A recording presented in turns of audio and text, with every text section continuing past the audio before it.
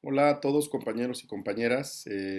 Me toca al terminar la presentación de mis compañeros dar una conclusión, pero quisiera aprovechar los minutitos que tengo para dar una definición un poquito más, como más concreta de lo que sería el acompañamiento espiritual.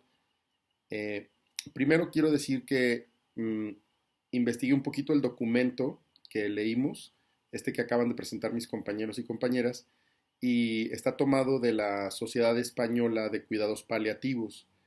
Y entonces este documento lo hacen en esta sociedad para dar herramientas de acompañamiento espiritual a gente que acompaña gente enferma o en procesos de mucho dolor.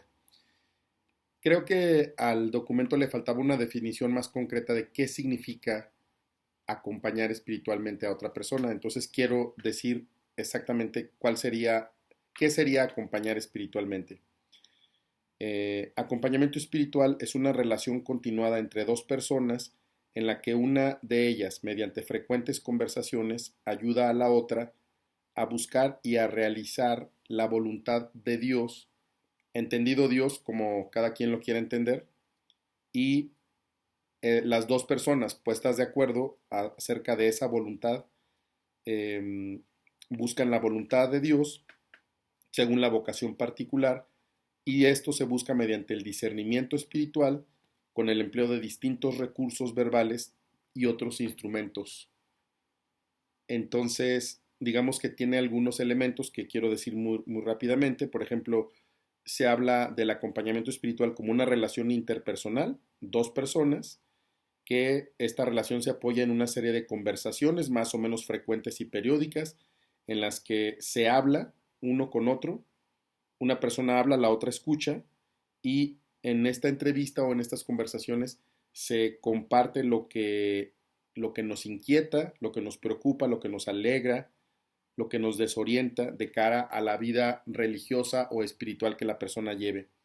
Y en ese sentido tiene que ver con los temas que ya mis compañeros enunciaron, pero por ejemplo, algunos temas importantes que podrían tratarse en estas entrevistas sería, por ejemplo, la necesidad de ser reconocido como persona, la necesidad de releer la propia vida a la luz de acontecimientos traumáticos o difíciles, la necesidad de encontrar sentido a la existencia y el devenir, o sea, la búsqueda de sentido, la necesidad de perdonarse por errores o situaciones muy duras que se han vivido, la necesidad de reconciliación con quien le haya hecho daño a la persona, también la necesidad de amar y de ser amado. Estos serían pues básicamente como los temas más importantes de un acompañamiento desde el punto de vista espiritual. Eh, una conversación espiritual o una conversación en acompañamiento espiritual no sería una conversación común entre iguales o una charla entre amigos. Más bien, a pesar de que sí hay un cúmulo de confianza, esta confianza se genera, pero no por cuestiones de amistad o camaradería, sino porque ese es el estrato en el que surge una relación profunda.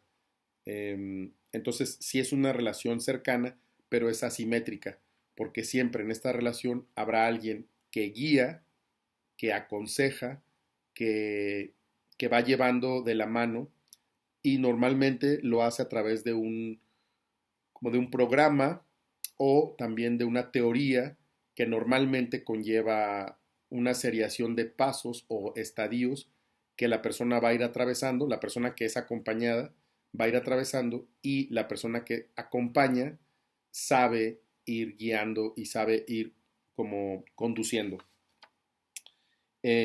Esto supone que la persona que acompaña tiene una experiencia ya caminada, una experiencia de Dios, y que esta experiencia en el ámbito cristiano tiene que ver con la oración. En el ámbito cristiano, como digo, sería buscar a Dios en lo secreto de la oración y en la cotidianidad de la vida, pero el acompañamiento ayuda como a desvelar los engaños que se pueden dar en la oración solitaria. Mm, la oración sería considerada como la forma universal y privilegiada de experiencia de Dios. Entonces, uno de los grandes elementos que va a tener el acompañamiento espiritual, repito, dentro del ámbito cristiano va a ser enseñar a orar. iniciar en la oración y ayudar a discernirla suele ser una tarea habitual de todo acompañamiento. Obviamente aquí tendríamos que tomar las diferencias con otras religiones o con, sí, con otros estilos espirituales, pero hablo desde la experiencia cristiana porque es la que tengo más cercana. Mm, entonces, las, el acompañante pretende que la persona que es acompañada tenga luz a través de consejos, a través de como de ciertas prácticas, etcétera, ¿no? En general, lo que se practica hoy en una relación sana de acompañamiento espiritual es que sea menos directiva, sino más como propositiva. Se deja mucho espacio a la iniciativa personal, a un riesgo de equivocarse, es decir, se le deja a la persona en libertad. Eh, y bueno, hay algunos otros elementos que podríamos seguir platicando, pero creo que quiero concentrarme, porque se me está acabando el tiempo, en algunas cosas pues más sencillas, ¿no? También el acompañamiento puede tener algunos fines intermedios, ¿no? Y esto significa que, por ejemplo, eh, cuando se está enseñando a cultivar una vida espiritual, y ya hablaba de la oración y otras prácticas que también se enseñan en el acompañamiento, empiezan siempre por enseñar a serenarse, la capacidad de guardar silencio, de, de practicar la quietud mmm, y la serenidad. Saber serenar el espíritu y aprender a conocerse un poco pueden ser objetivos parciales que se proponga un acompañamiento espiritual durante un cierto tiempo para alcanzar otros objetivos importantes. Otros objetivos más parciales del acompañamiento pueden ser, por ejemplo, el acompañamiento de un estudiante, por ejemplo, para que estudie o se profundice más en los estudios, pero desde una perspectiva espiritual. O, por ejemplo, se puede acompañar a una persona que acaba de recibir un cambio de destino, de trabajo, y también aprender a leerlo desde una cuestión espiritual. Y así sucesivamente, ¿no? Como todos estos cambios que pueden sucederse, y el acompañante espiritual ayuda al acompañado o acompañada a que pueda discernir y entender lo que le está sucediendo desde una mirada espiritual. Y bueno, lo último que me gustaría decir es que es importante que las personas que quieran acompañar deben de proveerse de herramientas adecuadas. Por ejemplo, deben de tener cierta consistencia, es decir, tener madera para esto. También deben de ser ejemplo de lo que predican, es decir, humildad, confianza, valor, practicar también ellos a su vez eh, la práctica de la serenidad, de la compasión, cultivar la propia dimensión espiritual y tener en cuenta que no se trata de dirigir a la otra persona, sino de ofrecerle herramientas, como ya había dicho, ¿no? Y bueno, en el caso de lo que les decía de la Asociación Española de Cuidados Paliativos, ellos proponen que el cuidado y el acompañamiento, en este caso ellos hablan de acompañar a la persona en un momento tan duro como una enfermedad o una situación terminal.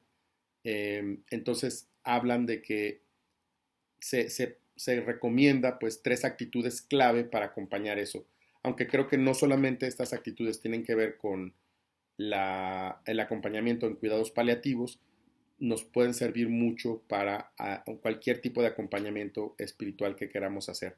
Y las tres actitudes básicas que recomiendan son: uno, una actitud de acogida, que supone una aceptación incondicional de la persona, sin juicios.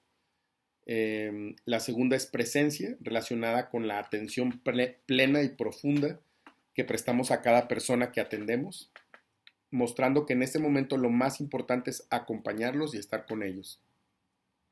Y la tercera es la compasión, que a diferencia de la pena o la lástima, que surgen del miedo al contagio del sufrimiento ajeno, y condicionan una actitud paternalista que nos distancia del paciente. Más bien, la compasión es el nombre que toma el amor cuando se encuentra con el sufrimiento. Es la empatía en acción eficiente para aliviar el sufrimiento.